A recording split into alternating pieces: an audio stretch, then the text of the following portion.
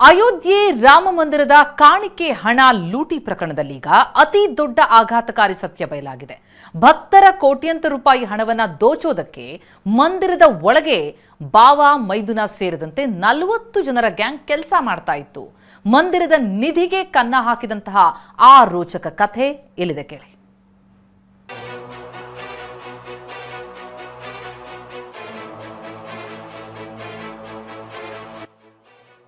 ನಿಮಗೆಲ್ಲ ಅಲಿಬಾಬಾ ಚಾಲೀಸ್ ಚೋರ್ ಕಥೆ ಗೊತ್ತಿರಬಹುದು. ಅಂಥದ್ದೇ ಒಂದು ಕಳ್ಳರ ಗುಂಪು ಅಯೋಧ್ಯೆಯ ಶ್ರೀರಾಮ ಮಂದಿರದ ಸುತ್ತಲೂ ಬೆಳೆದು ನಿಂತಿದೆ. ರಾಮ ಮಂದಿರದ ದೇಣಿಗೆ ದೋಚಿದ ಪ್ರಕರಣದ ತನಿಖೆ ನಡೆಸ್ತಾ ಇರೋ ಪೊಲೀಸರಿಗೆ ಬೆಚ್ಚಿ ಬೀಳಿಸೋ ಮಾಹಿತಿಯೇ ಸಿಕ್ಕಿದೆ. ಏಕಕಾಲಕ್ಕೆ 8 ಆರೋಪಿಗಳಿಗೆ ಸಂಬಂಧಿಸಿದ 10 ಕಡೆ ದಾಳಿ ಮಾಡಿದ ಪೊಲೀಸರು ಮತ್ತು ಎಸ್ಐಟಿ ಅಧಿಕಾರಿಗಳು ಇಂಚಿಂಚು ಶೋಧ ನಡೆಸಿದ್ರು. ಮತ್ತೊಂದೆಡೆ ದೇಣಿಗೆ ಲೂಟಿ ಹೊಡೆದಿದ್ದು ಕೇವಲ 8 ಜನರಲ್ಲ, 40 ಜನ ಅನ್ನೋ ಸ್ಫೋಟಕ ಎಕ್ಸ್ಕ್ಲೂಸಿವ್ ಮಾಹಿತಿ TV9ಗೆ ಲಭ್ಯ ಆಗಿದೆ.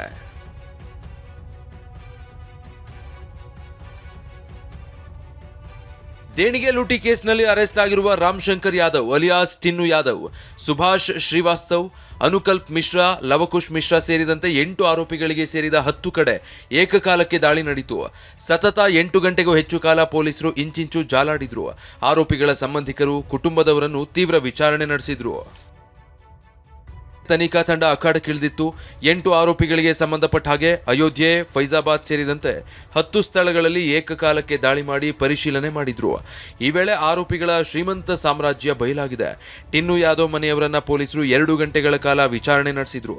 ಟಿನ್ನು ಮನೆಯಲ್ಲಿ ಕೋಟ್ಯಂತರ ರೂಪಾಯಿ ಮೌಲ್ಯದ ಐಷಾರಾಮಿ ವಸ್ತುಗಳು ಹಾಗೂ ವಿವಿಧೆಡೆ ಮಾಡಲಾಗಿರುವ ಹೂಡಿಕೆಯ ಮಹತ್ವದ ದಾಖಲೆಗಳನ್ನು ವಶಪಡಿಸಿಕೊಳ್ಳಲಾಗಿದೆ. ಅಷ್ಟೇ ಅಲ್ಲದೆ ಲಕ್ಷಾಂತರ ರೂಪಾಯಿ ಮೌಲ್ಯದ ಚಿನ್ನಾಭರಣಗಳು, ದುಬಾರಿ ಬೆಲೆಯ ಮೊಬೈಲ್ ಫೋನ್ಗಳು ಹಾಗೂ ಈ ಚಿನ್ನ ಬೆಳ್ಳಿಯ ಆಭರಣಗಳಿಗೆ ಸಂಬಂಧಿಸಿದ ಪ್ರಮುಖ ದಾಖಲೆಗಳನ್ನು ಅಧಿಕಾರಿಗಳು ಜಪ್ತಿ ಮಾಡಿದ್ದಾರೆ. ಟಿನ್ನು ಯಾದವ್ ಸೋದರಳಿಯ ಮನೀಶ್ ಮನೆಯಲ್ಲಿ 2 ಲಕ್ಷ ರೂಪಾಯಿ ನಗದು ಸೀಸ್ ಮಾಡಲಾಗಿದೆ. ಇನ್ನು ಪ್ರತಾಪ್ಗಢದ ಬಾಡಿಗೆ ಮನೆಯಲ್ಲಿ ವಾಸವಿದ್ದ ಅವಿನಾಶ್ ಶುಕ್ಲಾ ಹಾಗೂ ಮತ್ತೊಬ್ಬ ಆರೋಪಿ ಅನುಕಲ್ಪ್ ಮಿಶ್ರಾ ಮನೆಯಲ್ಲಿಯೂ ದುಬಾರಿ ಬೆಲೆಯ ಐಷಾರಾಮಿ ವಸ್ತುಗಳನ್ನು ಅಧಿಕಾರಿಗಳು ವಶಕ್ಕೆ ಪಡೆದಿದ್ದಾರೆ. ಖದೀಮರ ಲೂಟಿಯ ಆಳ ಎಷ್ಟು ಅನ್ನೋದನ್ನ ಪತ್ತೆ ಹಚ್ಚಲು 4 ವರ್ಷಗಳ ಸಂಪೂರ್ಣ ಆರ್ಥಿಕ ಹಿನ್ನೆಲೆಯನ್ನ ಜಾಲಾಡ್ತಾ ಇದೆ. ಆರೋಪಿಗಳ ಹಾಗೂ ಕುಟುಂಬ ಸದಸ್ಯರ ಬ್ಯಾಂಕ್ ಖಾತೆಗಳ ವಿವರ, ಆಧಾರ್ ಕಾರ್ಡ್, ಪ್ಯಾನ್ ಕಾರ್ಡ್ಗಳನ್ನು ವಶಕ್ಕೆ ಪಡೆಯಲಾಗಿದೆ. ಅಕ್ರಮ ಹಣ ವರ್ಗಾವಣೆ ಎಲ್ಲೆಲ್ಲಿ ನಡೆದಿದೆ ಅನ್ನೋದನ್ನ ಪತ್ತೆ ಹಚ್ಚಲು ಕುಟುಂಬಸ್ಥರ ಮೊಬೈಲ್ ನಂಬರ್ಗಳು ಹಾಗೂ ದುಬಾರಿ ಫೋನ್ಗಳನ್ನು ಸೀಸ್ ಮಾಡಿ ಪರಿಶೀಲನೆ ನಡೆಸಲಾಗ್ತಿದೆ. ಅಷ್ಟೇ ಅಲ್ಲ, ಇವರು ಕಳ್ಳತನ ಮಾಡ್ತಾ ಇದ್ದ ರೀತಿಯೇ ಪೊಲೀಸ್ ಅಧಿಕಾರಿಗಳಿಗೆ ಚಿಂತೆಗೀಡು ಮಾಡಿದೆ. ಎಸ್ಐಟಿ ತನಿಖೆಯಿಂದ ಹೊರಬಿದ್ದಿರುವ ಸತ್ಯಗಳು ಮೈ ನಡುಗಿಸುವಂತಿದೆ. ಎಸ್ಐಟಿ ಯೋಗಿ ಸರ್ಕಾರಕ್ಕೆ ಸಲ್ಲಿಸಿರುವ ಪ್ರಾಥಮಿಕ ವರದಿಯ ಇನ್ಸೈಡ್ ಮಾಹಿತಿ TV9ಗೆ ಲಭ್ಯ ಆಗಿದೆ. ತನಿಖಾ ತಂಡ ಏಪ್ರಿಲ್ 27ರಿಂದ ಜೂನ್ 6ರವರೆಗಿನ ಸಿಸಿಟಿವಿ ದೃಶ್ಯಾವಳಿಗಳನ್ನು ಜಾಲಾಡಿದ್ದು ಖದೀಮರ ಕರಾಳ ರೂಪ ಬಯಲಾಗಿದೆ. ಕಾಣಿಕೆ ಹಣ ಎಣಿಸೋ ಕೊಠಡಿಯಲ್ಲಿ ಸಿಸಿಟಿವಿಗಳ ಮುಂದೆಯೇ 72 ಬಾರಿ ಹಣ ದೋಚಿರುವುದು ಸೆರೆಯಾಗಿದೆ. ಸಿಸಿಟಿವಿ ನಿಯಂತ್ರಣ ಕೊಠಡಿಯ ಉಸ್ತುವಾರಿ ಸೇರಿ 40 ಜನರು ಈ ಅಕ್ರಮದಲ್ಲಿ ಭಾಗಿಯಾಗಿರೋದು ಎಸ್ಐಟಿ ತನಿಖೆಯಲ್ಲಿ ಬಯಲಾಗಿದೆ. ವಿಪರ್ಯಾಸ ಅಂದ್ರೆ ಹಣ ಎಣಿಕೆ ಕೊಠಡಿ ಹೊರಗೆ ನಿಯೋಜಿಸಲಾದ ಭದ್ರತಾ ಸಿಬ್ಬಂದಿ, 5ರಿಂದ 6 ಮಂದಿ SBI ಬ್ಯಾಂಕ್ನ ಸಿಬ್ಬಂದಿ, ಪೊಲೀಸರು, PAC ಸಿಬ್ಬಂದಿ ಕೈಗಳಿಗೂ ಕಳಂಕ ಅಂಟಿದೆ.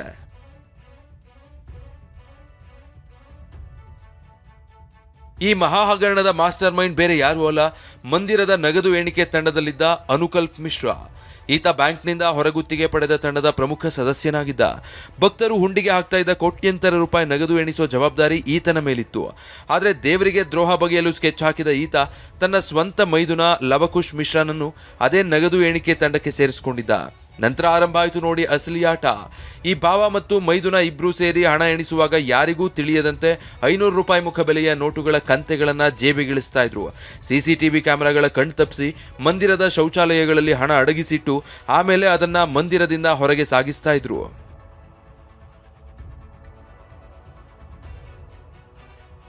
ಸಗಣಿಯ ರಾಶಿಯಲ್ಲಿತ್ತು 10ರಿಂದ 12 ಲಕ್ಷ ರು ಹಣ.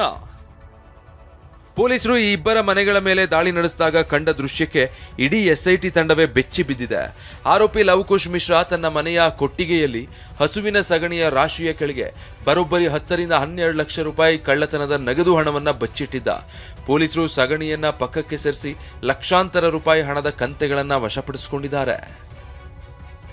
ರಾತ್ರೋರಾತ್ರಿ ಕೋಟ್ಯಾಧಿಪತಿಗಳು, ಐಷಾರಾಮಿ ಮನೆ, ಕಾರು ಖರೀದಿ. ತಿಂಗಳಿಗೆ ಸಾಮಾನ್ಯ ಸಂಬಳ ಪಡಿತಾ ಇದ್ದ ಅನುಕಲ್ಪ್ ಮಿಶ್ರಾ ಮತ್ತು ಲವಕುಶ ಮಿಶ್ರಾ ಕಳ್ಳತನದ ಹಣದಿಂದ ರಾತ್ರೋರಾತ್ರಿ ಕೋಟ್ಯಾಧಿಪತಿಗಳಾಗಿದ್ರು.